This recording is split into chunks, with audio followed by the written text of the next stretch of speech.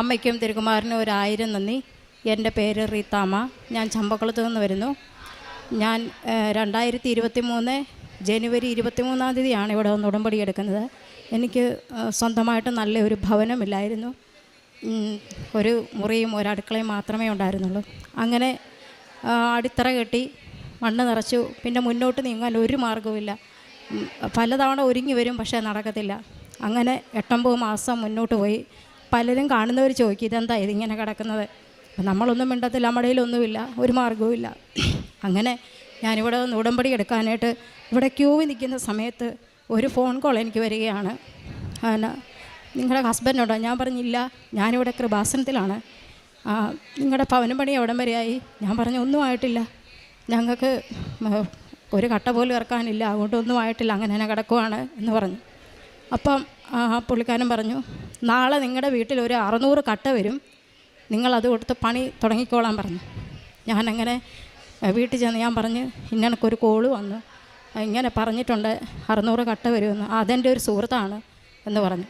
അങ്ങനെ ഞങ്ങൾ 2 മുറി ഒരടുക്കളയായിട്ട് ഭവനം പണി ആരംഭിച്ചു. അങ്ങനെ പണി ഒരുമാതിരി വാർക്ക പരുവത്തിലായപ്പം അപ്പോൾ എൻ്റെ മോൾക്ക്, അവൾ M.Tech പാസ്സായതാണ്, B.Techൻ്റെ ലെവലിൽ ഓവർസിയറായിട്ട്, അതിവിടെ വന്ന് ഉടമ്പടി എടുത്ത് തന്നെ കിട്ടിയതാണ്, അത് സാക്ഷ്യം പറഞ്ഞിട്ടുണ്ട്. ഓവർസിയറായിട്ട് ജോലി അവൾ അയർക്കുന്നത്ത് ചെയ്തുകൊണ്ടിരിക്കുമായിരുന്നു. അപ്പോൾ അതിന് അങ്ങനെ ഭവനം പണി തുടങ്ങി വാർക്ക പരുവത്തിലായപ്പം എൻ്റെ ഹസ്ബൻഡ് എന്നോട് പറഞ്ഞു, നമുക്ക് മേളിലോട്ട് ഒരു മുറി എടുത്താലോ, ഇത് 2 മുറിയല്ലേ ഉള്ളൂ. ഞാൻ പറഞ്ഞു, ഇതെന്ത് വർത്താനം ഈ പറയുന്നത്? ഇതുപോലും തീർക്കാൻ മാർഗ്ഗമില്ലാത്ത നമ്മൾ മേലോട്ട് മുറിയെടുക്കുന്നു. അല്ല, അത് നമുക്ക് അമ്മ തരും. അപ്പോൾ എന്നിലും വിശ്വാസമാണ്. ഞാൻ ഉടമ്പടി എടുത്തു കഴിഞ്ഞപ്പോൾ എൻ്റെ ഭർത്താവിന് എന്നെ വിളിച്ചെഴുന്നേൽപ്പിക്കുന്ന തന്നെ അദ്ദേഹമാണ്. 4:30 ആകുമ്പം കറക്റ്റ് എന്നെ വിളിച്ചെഴുന്നേൽപ്പിക്കും. കൊന്ത ചൊല്ലി പ്രാർത്ഥന ചൊല്ലി ഞങ്ങൾ പള്ളിയിൽ പോകും 2 പേരും. അങ്ങനെ ഞാൻ തുടങ്ങുവാണ്. ഞാൻ അമ്മയോട് ഉച്ചയ്ക്ക് ഞാൻ വീണ്ടും എനിക്കിത് ടെൻഷനായി. പുള്ളി ഇങ്ങനെ പറഞ്ഞപ്പം ഞാനിങ്ങനെ ഉച്ചയ്ക്ക് ഉറങ്ങി കിടത്തുകൊണ്ടിരുന്ന സമയത്ത് ഞാനൊരു സ്വപ്നം കാണുവാണ്. അമ്മ ഈശോയും മുന്നിലും പുറകിലുമായിട്ട് നിൽക്കുകയാണ്. അപ്പം അമ്മ ഈശോയെ തോണ്ടിയിട്ട് എന്നെ ചൂണ്ടി കാണിക്കുന്നു. ഞാൻ പെട്ടെന്ന് കണ്ണു തുറന്നു, ഇതെന്താ ഇതിങ്ങനെ? അപ്പം ഞാൻ അമ്മയോട് വീണ്ടും ഞാൻ പ്രാർത്ഥിച്ചു, അമ്മേ, ഹസ്ബൻഡ് ഇങ്ങനെ പറയുന്നല്ലോ, മേളോട്ട് ഒരു മുറി കെട്ടാൻ എന്ത് ചെയ്യണം? അപ്പോൾ അമ്മേനോട് പറഞ്ഞു, അത് തുടങ്ങിക്കോ എന്ന് പറഞ്ഞു. ഞാൻ പറഞ്ഞു, അമ്മേ, ഇതെങ്ങനെയാണ്? ഒരു പൈസ പോലും ഇല്ലല്ലോ, ഇത് തന്നെ തീർക്കാൻ, അത് നീ കണ്ടോണം എന്ന് പറഞ്ഞു. അങ്ങനെ പറഞ്ഞ് ഞാനിങ്ങനെ ഇരിക്കുമ്പം പോസ്റ്റ്മാൻ വരുന്നു, ഒരു കവർ എൻ്റെ കയ്യിൽ തന്നു. അപ്പം ഞാനത് പൊട്ടിച്ചു. അവളുടെ പേരിലായിരുന്നു. ഞാൻ പൊട്ടിച്ചപ്പം ഇംഗ്ലീഷിലാണ്. ഞാൻ മോളെ വിളിച്ചു. ഞാൻ പറഞ്ഞു, മോളെ, ഒരു കവർ വന്നിട്ടുണ്ട്, എന്താണെന്ന് എനിക്കറിയത്തില്ല, ഇംഗ്ലീഷിൽ എഴുതിയിരിക്കുന്നത്, ഒരു 4-5 ഷീറ്റുണ്ട് എന്ന് പറഞ്ഞു. അമ്മ അതവിടെ വെച്ചേരെ, ഞാൻ വന്നിട്ട് നോക്കിക്കോളാം എന്ന് പറഞ്ഞു. ഞാനത് അമ്മ മാതാവിൻ്റെ രൂപത്തിൻ്റെ അവിടെ വെച്ചു. അവൾ വന്നു. അവൾ ശനിയാഴ്ച വരത്തുള്ളൂ, എല്ലാ ശനിയാഴ്ചയും അവൾ വരത്തുള്ളൂ.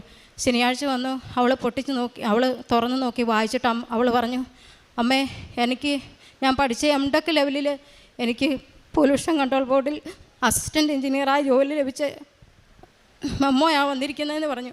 അങ്ങനെ എൻ്റെ മോൾക്ക് ആ പൊല്യൂഷൻ കൺട്രോൾ ബോർഡിൽ അസിസ്റ്റൻറ്റ് എഞ്ചിനീയറായിട്ട് നല്ല സാലറിയോട് തന്നെ ജോലി ലഭിച്ചു.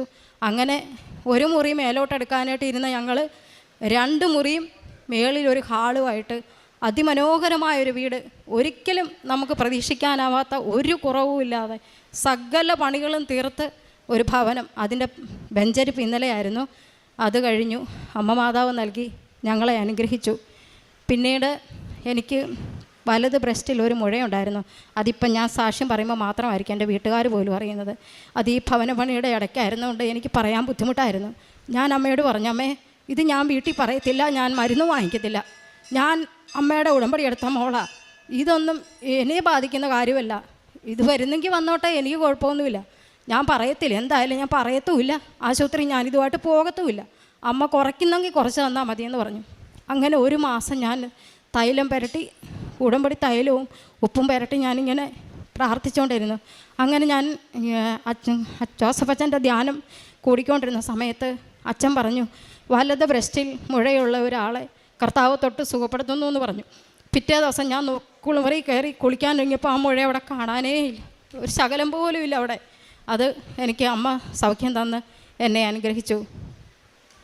അതുപോലെ കഴിഞ്ഞ വർഷം ഞാൻ ജവമാല റാലിക്ക് വരാനായിട്ട് ഒരുങ്ങിയപ്പം ഭയങ്കരമായ ടോൺസിലൈറ്റീസ് ആയിരുന്നു. ടോൺസിലൈറ്റീസ് എന്ന് പറഞ്ഞാൽ ഇതെന്നെ ഭയങ്കരമായിട്ട് അലട്ടുന്ന ഒരു രോഗമാണ്. 2 മാസത്തിൽ ഒരു പ്രാവശ്യമെങ്കിലും എനിക്കിത് വരും. വന്നു കഴിഞ്ഞാൽ ആശുപത്രി ഒന്നുമില്ല, അഡ്മിറ്റ് ആകണം, അല്ലെങ്കിൽ ആൻറ്റിബയോട്ടിക് കഴിക്കണം. ഇതിങ്ങനെ കഴിച്ച് ഇത് വർഷങ്ങളായിട്ട് എനിക്കിത് ശല്യമായിരുന്നു. അപ്പം ഞാനിങ്ങനെ കഴിഞ്ഞ വർഷം ജവമാല റാലിക്ക് വരാൻ വെളുപ്പിനെ ഒരുങ്ങുമ്പോൾ എനിക്ക് ഈ അസുഖമാണ്, ഭയങ്കരമായ ടോൺസിലൈറ്റിസ്. അപ്പോൾ എന്നോട് വീട്ടിൽ പറഞ്ഞു, അമ്മ പോകണ്ട, ഇത് അമ്മയ്ക്ക് കൂടും, ആശുപത്രി അഡ്മിറ്റ് ആകേണ്ടി വരും. ഞാൻ പറഞ്ഞു എന്ത് പ്രശ്നം വന്നാലും ഞാൻ പോവും, ഞാൻ അവിടെ വീണ് കിടന്നാലും ശരി ഞാൻ പോവും, ഞാൻ നടക്കുകയും ചെയ്യുമെന്ന് പറഞ്ഞു. ഞാനങ്ങനെ തലയിൽ തോർത്തൊക്കെ കെട്ടി വെളുപ്പിനെ ഞങ്ങളൊരു 4 മണിയാകുമ്പോൾ അവിടെ നിന്ന് ഇറങ്ങുന്നതാണ്. 4 മണിക്ക് ഓട്ടോയിൽ കയറി ഇവിടെ വന്നിറങ്ങി. ഞാൻ തലയിൽ തോർത്തൊക്കെ മുറുക്കെ കെട്ടി ഇവിടെ വന്നു, നടന്നു. ഞാൻ കൃപാസനത്തിൽ ചെന്ന് ഞാൻ അവിടെ നിന്ന് ആ കട്ടൻ കുടിച്ച് തൊണ്ടയിൽ നിറക്കിയപ്പോൾ എനിക്ക് വേദനയില്ല. അതുവരെ എനിക്ക് ഭയങ്കര വേദന, ഞാൻ ആ ശ്രദ്ധിക്കുന്നോടിയില്ല, എനിക്ക് വേദന ഉണ്ടോ ഇല്ലയോ എന്ന് ഞാൻ ശ്രദ്ധിക്കുന്ന പോലുമില്ല. ഞാൻ ആ കട്ടൻ കുടിച്ച് എനിക്ക് വേദനയില്ല. ആ വേദന ഇന്ന് ഈ നിമിഷം വരെ എനിക്ക് പിന്നെ ടോൺസിലൈറ്റീസ് ഉണ്ടായിട്ടില്ല. മറ്റേ ഞാൻ കല്യാണത്തിനൊക്കെ പോയി കഴിഞ്ഞാൽ ഒരു ഐസ്ക്രീം തിന്നാൻ എനിക്ക് പേടിയാണ്. ഞാനത് ആർക്കെങ്കിലും എൻ്റെ അടുത്തിരിക്കുന്നവർക്ക് കൊടുക്കും. എനിക്ക് അങ്ങനെ ഒരു തണുത്ത വെള്ളമോ ഒന്നും കുടിക്കാൻ മേല. ഞാനിപ്പം കഴിഞ്ഞ 1 വർഷമായിട്ട് ഐസ്ക്രീം എന്നല്ല, തണുത്ത കട്ട തിന്നാൽ പോലും എനിക്ക് ഒരു പ്രശ്നവുമില്ല. അങ്ങനെയും എനിക്ക് മാതാവ് സൗഖ്യം തന്നു. ഇത്രയേറെ അനുഗ്രഹങ്ങൾ തന്ന അമ്മയ്ക്കും തിരുക്കുമാരനും 1000 നന്ദി. പിന്നെ ഞാൻ പ്രേക്ഷിത പ്രവർത്തനം ചെയ്യുന്നത്, ഞാൻ കൃപാസനം പത്രം മേടിച്ചു കഴിഞ്ഞാൽ ഞാൻ ഇടവഴി തപ്പിപ്പോവും. അതായത് വണ്ടികൾ കയറി ചെല്ലാത്ത സ്ഥലം, അവിടെയാണല്ലോ പേപ്പർ കിട്ടാത്ത സ്ഥലം, അങ്ങനെയുള്ളിടം തപ്പിപ്പോവും.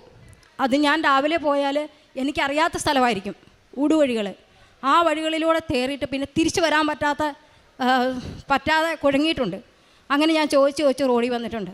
അങ്ങനെ കൂടുതൽ അവിടെ അക്രൈസ്തവരായിരിക്കും താമസിക്കുന്നത്. അങ്ങനെയുള്ളവർത്താണ് ഞാൻ കൂടുതലായിട്ടും പേപ്പർ കൊടുത്തിരിക്കുന്നത്. പിന്നെ കാരുണ്യ പ്രവൃത്തികൾ ഞാൻ അനാഥാലയങ്ങളിൽ പോകാറുണ്ട്, പിന്നെ പൊതിച്ചോറ് കൊടുക്കാറുണ്ട്.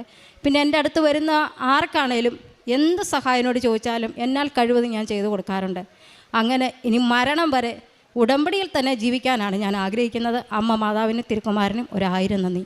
സങ്കീർത്തന പുസ്തകം 34-ാം അധ്യായം 6-7 തിരുവചനങ്ങൾ. ഈ എളിയവൻ നിലവിളിച്ചു, കർത്താവ് കേട്ടു, എല്ലാ കഷ്ടതകളിൽ നിന്ന് അവനെ രക്ഷിക്കുകയും ചെയ്തു. കർത്താവിൻ്റെ ദൂതൻ ദൈവഭക്തരുടെ ചുറ്റും പാളയമടിച്ച് അവരെ രക്ഷിക്കുന്നു. റിത്താമ എന്ന ഈ സഹോദരി തൻ്റെ കുടുംബത്തിന് ലഭിച്ച വലിയ അനുഗ്രഹങ്ങളെ സാക്ഷ്യപ്പെടുത്തുകയാണ്.